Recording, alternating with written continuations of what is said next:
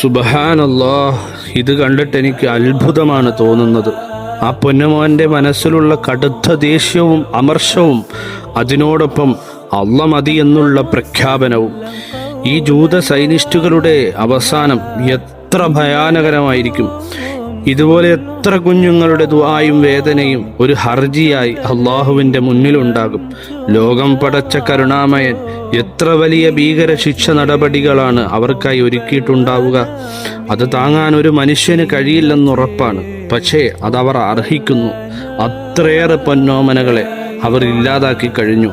നമുക്കും കാത്തിരിക്കാം ആ മനോഹര ദിവസത്തിനായി, ഇൻഷാ അല്ലാഹ്.